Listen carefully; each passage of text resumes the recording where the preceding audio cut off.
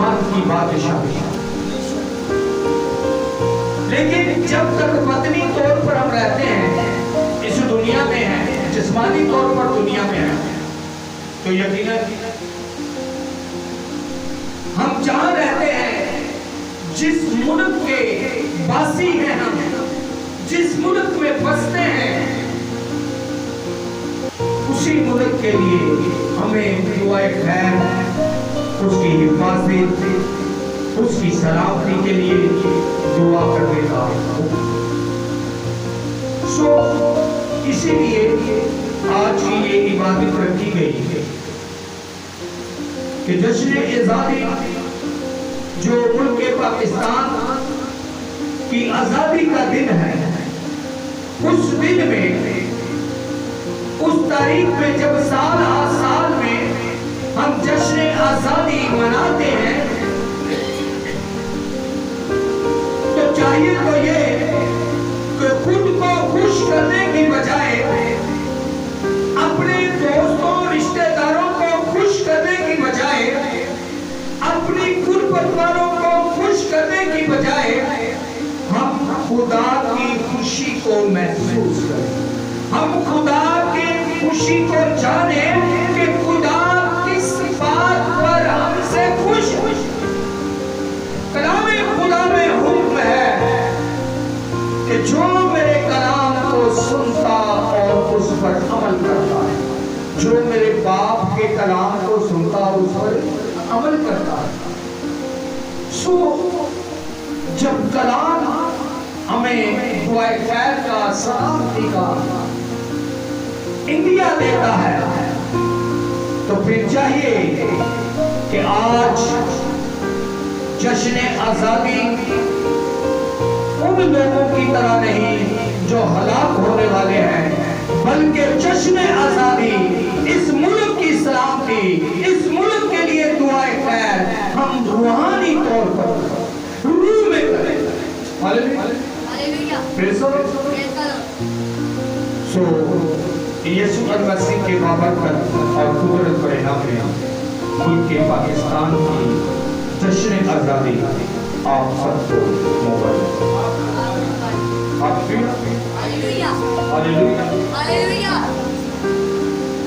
कलाम खुदा की तरफ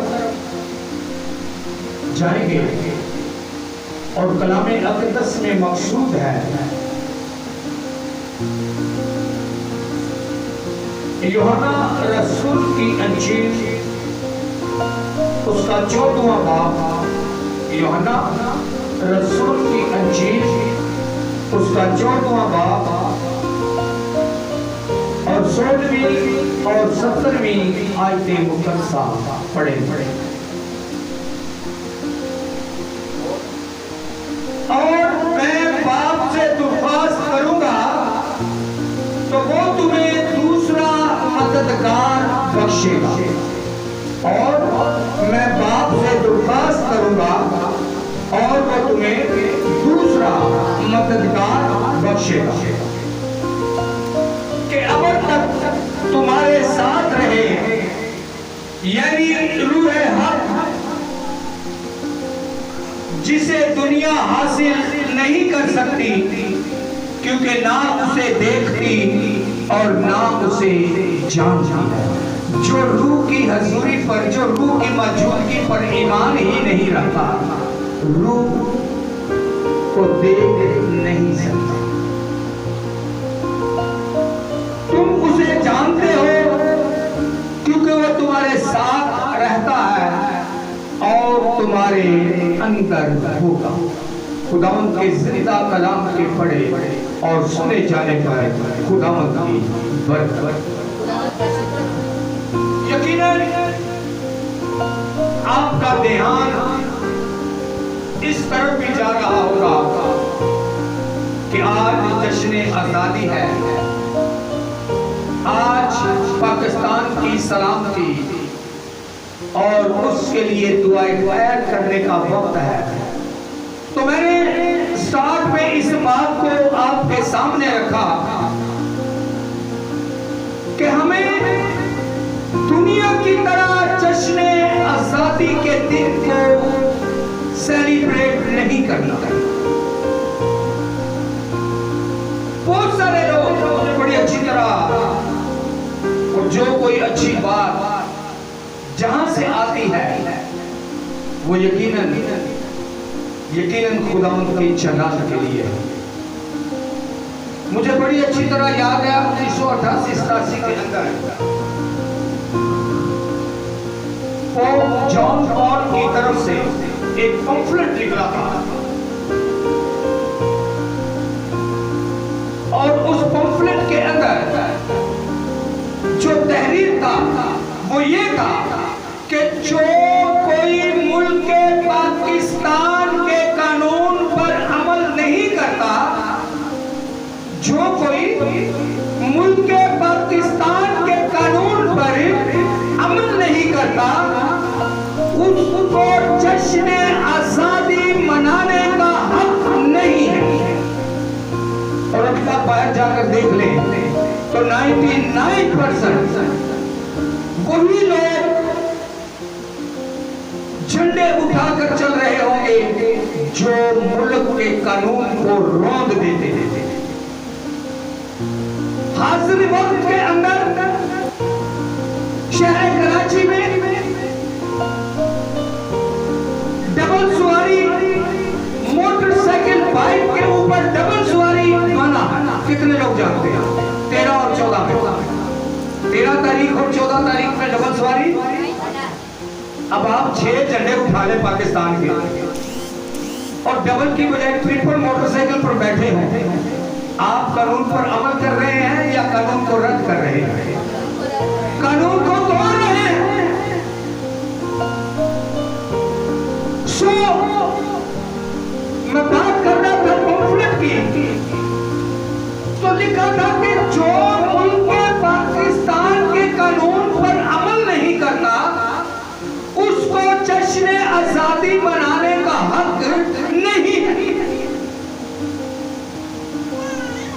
आज इसीलिए मैंने इस बात को दोहराया कि आप बाहर निकल कर देख लें, 99% कानून के खिलाफ काम हो रहा है, 99% कानून के खिलाफ काम हो रहा है, लेकिन जश्न आजादी वो मना रहे हैं।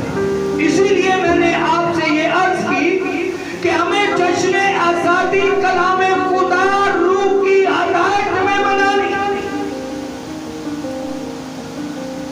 जब कलामे खुदा में मरकूम है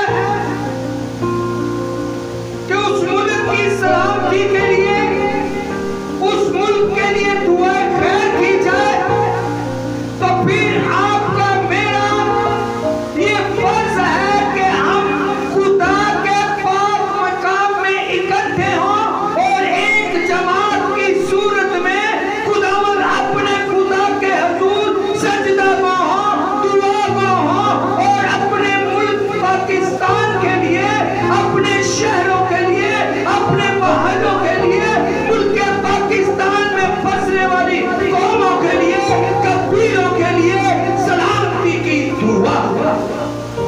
हालेलुया, हालेलुया।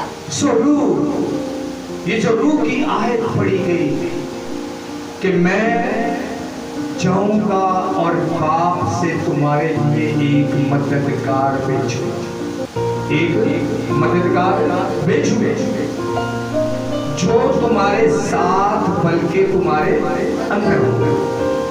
अब गौरतलब बात यह है,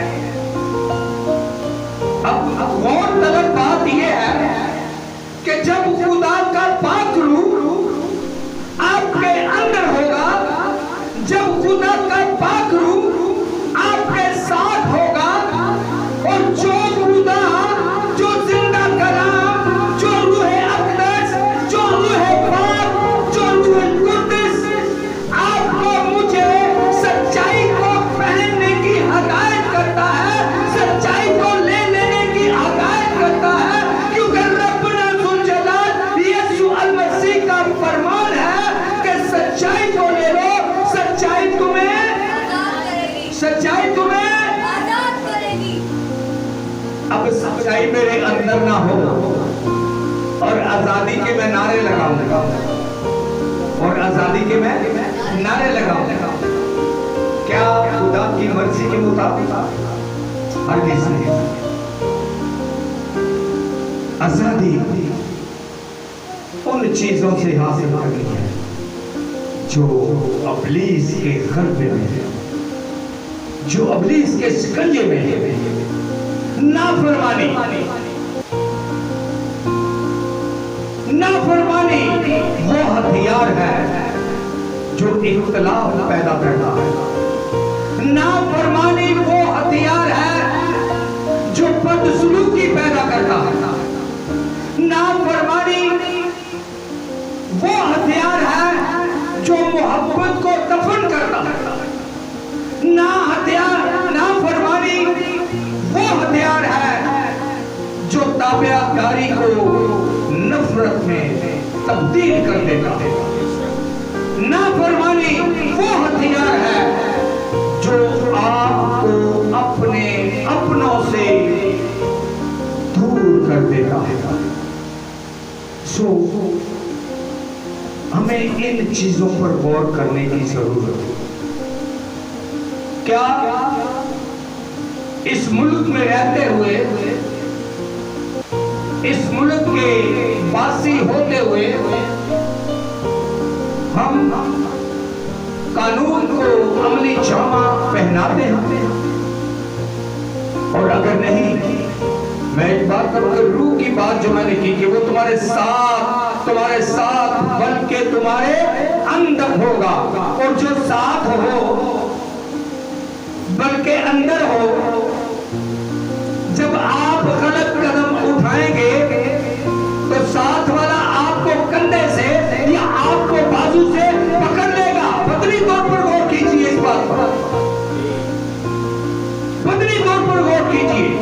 मैं और एल्डर साहब अगर साथ सफर कर रहे हैं गली के अंदर, और गली में आगे बिल्कुल खड्डा आ जाता है या ऐसी जगह आती है कि अगर मैं वहां कदम रखता हूं तो नुकसान में हूं या कपड़ों पर गंदे छींटे पड़ सकते हैं, तो यकीनन जब एल्डर साहब साथ होंगे तो जैसे ही मेरा कदम तो ये एकदम या आवाज देंगे या पकड़ लेंगे, रोक लेंगे। तो वो रूह जो सच्चाई का रूह है, वो रूह जो पाकीज़गी का रूह है, वो रूह जो आपकी राहों को सीधा करने वाला है, वो रूह जो आसमान की बादशाही की रहनुमाई करने वाला है, वो रूह जो आपको गुनाहों से आजाद करने वाला है, वो रूह जो आपको सच्चाई को अपनाने की तबलीग करता है, वो रूह आपको मुल्क के कानून को तोड़ने से रोकेगा या नहीं रोकेगा? यकीनन रोकेगा, यकीनन रोकेगा। जब रूहुल कुद्दुस आपके अंदर होगा तो आपके बदन से कोई भी ऐसा काम अंजाम नहीं पाएगा जिस काम से आपको, आपके घराने को, आपके मोहल्ले में और मुल्क पाकिस्तान को आपकी वजह से नुकसान पहुंचे। कभी भी खुदा का पाक रूह आपको ऐसी राह पर नहीं जाने देगा जिस राह के ऊपर आप हमेशा की जिंदगी से दूर चले जाएं। आप मुल्क के गद्दार कहलाए, आप मुल्क के मुजरिम ठहराए। कोई भी काम पाक रूह आपसे ऐसा अंजाम नहीं होने देगा। Hallelujah, hallelujah.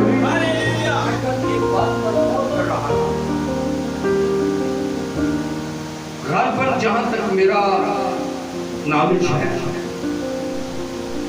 लाहौर धमाका जो भी लास्ट टाइम पर हुआ किसी मौलाना साहब के हाउस पर,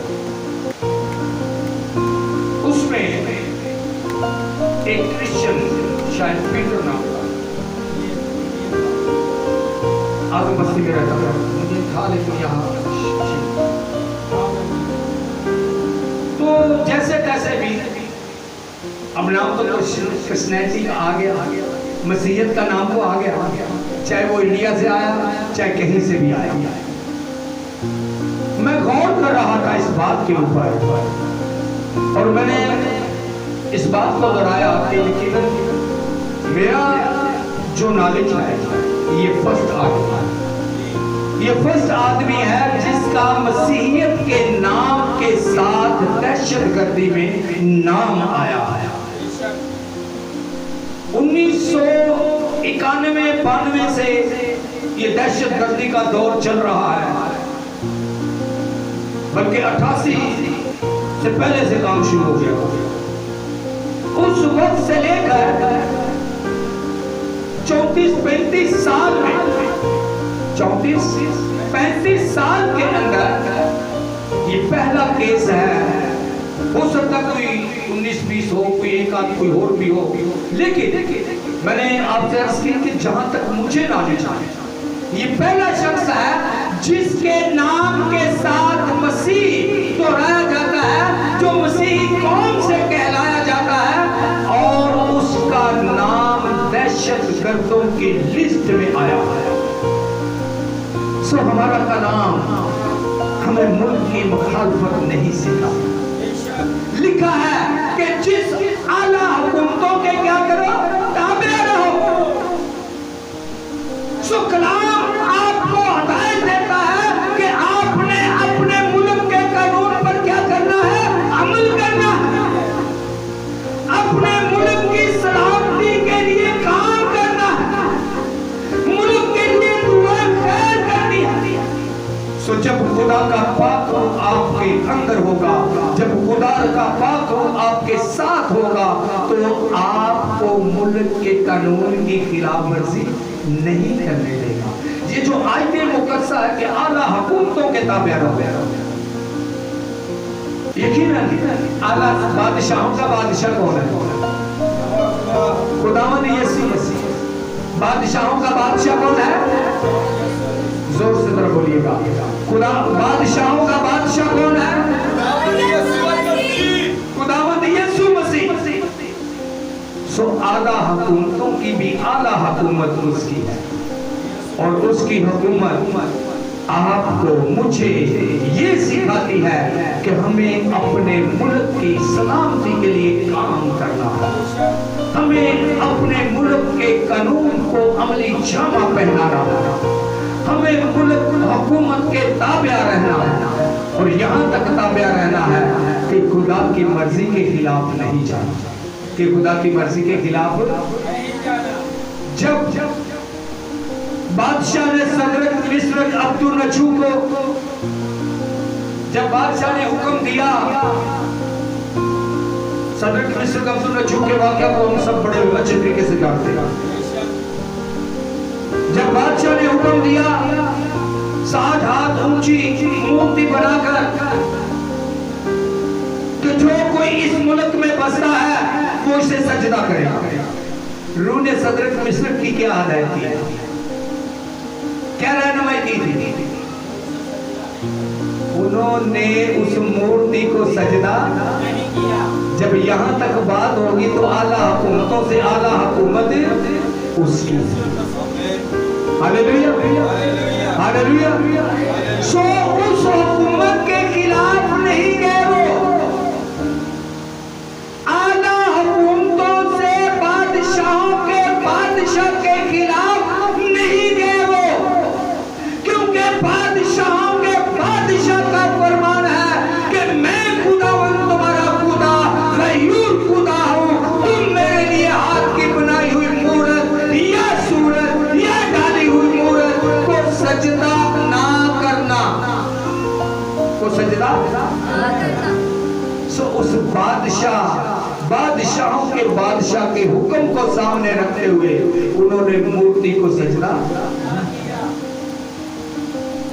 मैं तुम्हें एक मददगार दूंगा जो तुम्हारे साथ बनके तुम्हारे अंदर होगा। फिर जो मददगार उनको दिया गया, जो मददगार उनके अंदर था, जिस मददगार ने उनको मूर्ति को सजदा करने से रोक दिया, फिर उस मददगार ने उनकी मदद की कि नहीं की? मदद की। बादशाह ने आग में 3 फेंके और आग में उसी बादशाह को 4 चलते हुए नजर आ रहे हैं। Hallelujah, hallelujah, hallelujah.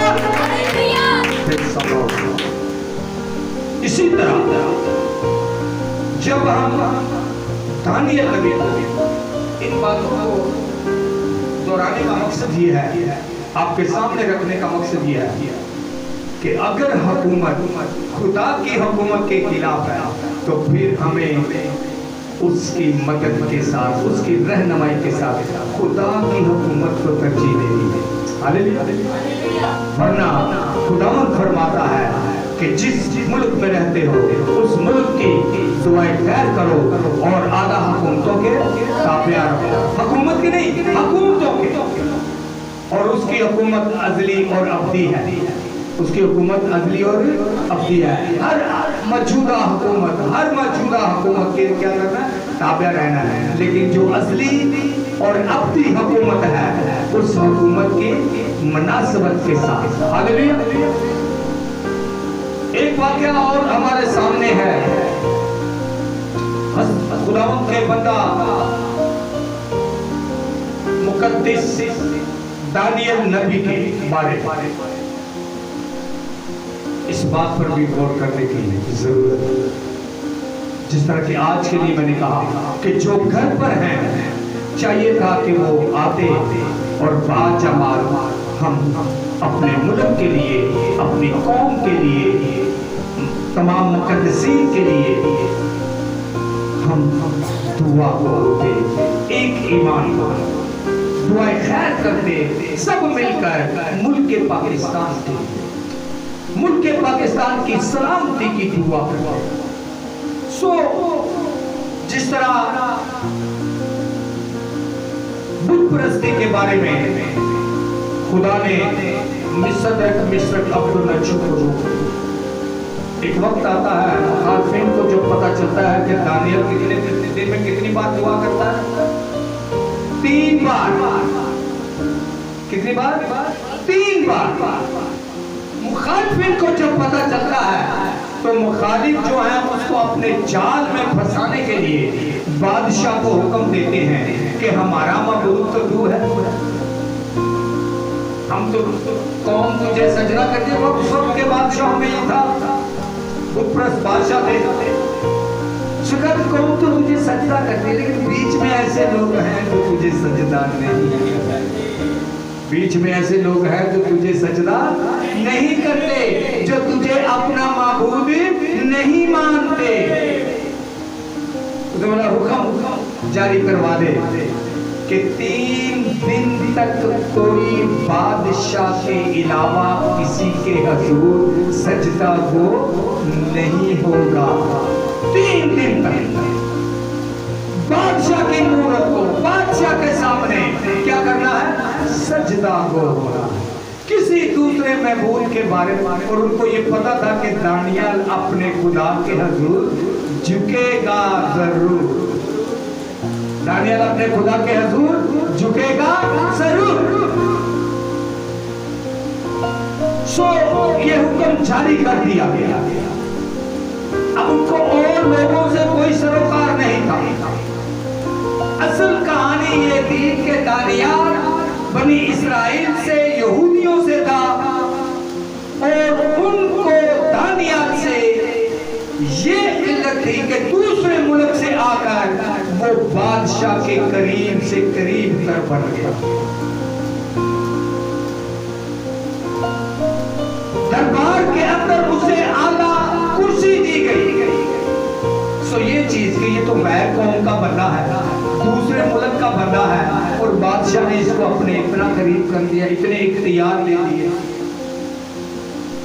सो अपने प्लान के मुताबिक, अपनी सोच के मुताबिक उन्होंने दानियल नबी पर अपनी नजरों को गाड़ दिया।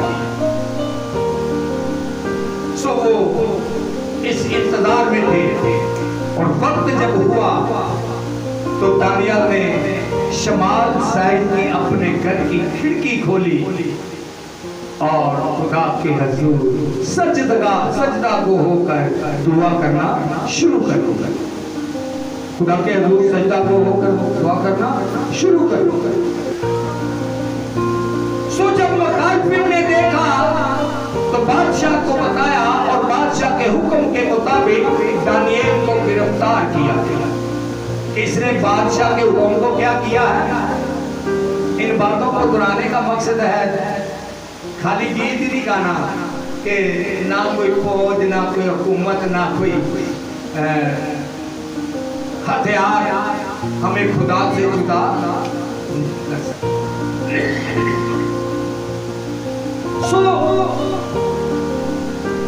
जब खुदा से जुदाई का वक्त उनके सामने आया तो उन्होंने खुदा की कुर्बत को तरजीह दी। ठीक उसी तरह जिस तरह सदरक मिस्र ने उस बुत को सजदा ना करके खुदा के हुक्म की तामील की, इसी तरह हुक्म है कि तू खुदावंद अपने खुदा की इबादत कर, तू फकत उसी को सजदा कर। सो दानियल नबी ने सदरक मिस्र अब्दुन्नजू की तरह दानियल नबी ने भी अपने आप को खुदावंद अपने खुदा के कलाम के मुताबिक साँचा। हालेलुया। अपने आप को खुदा के कलाम के मुताबिक उसने खर्च किया, इस्तेमाल किया। अब बादशाह का हुक्म था कि मेरे अलावा 3 दिन तक किसी दूसरे महबूद की पूजा ना की जाए। और दानियल नबी के खुदा का हुक्म था कि तू अपने खुदावंद अपने खुदा की अपने पूरे दिल, अपनी पूरी जान, अपनी पूरी अकल से क्या करे? इबादत कर। तू खुदावंद अपने खुदा को फकत सजदा कर। सो उसने उस हुकूमत का जो बादल की हुकूमत थी, जो बादल की हुकूमत थी, जो खत्म हो जाने वाली हुकूमत थी, उस हुकूमत के आइन को क्या किया? ना माना। उस हुकूमत के आइन को क्या किया? उसने ना माना।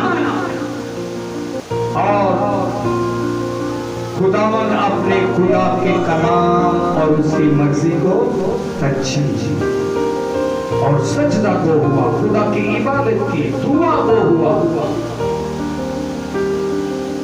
तो इस जुर्म की सजा उसे भट्टी में फेंकने वालों की तरह भूखे शेरों की गार में फेंक दिया गया, क्योंकि सजा ये थी कि जो पकड़ में आ गया उसको भूखे शेरों की गार में फेंका जाएगा। सो फिर उसी आयत मुकद्दस पर आऊंगा कि मैं तुम्हें एक मददगार दूंगा, मैं तुम्हें एक मददगार दूंगा जो तुम्हारे साथ बल्कि तुम्हारे अंदर होगा। सो जो मददगार दानियल नबी के साथ था, जो मददगार दानियल नबी के अंदर था, जिस मददगार ने उसे पाबंद किया कि तूने अपने खुदा को सजदा करना है, तूने अपने खुदा की इबादत करनी है, उस मददगार ने रात के अंदर दानियल नबी की हिफाजत मदद की या ना की?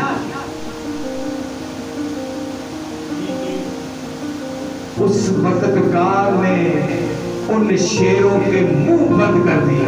Hallelujah, hallelujah. यीशु नाम आज कल और अब तक यकसा है।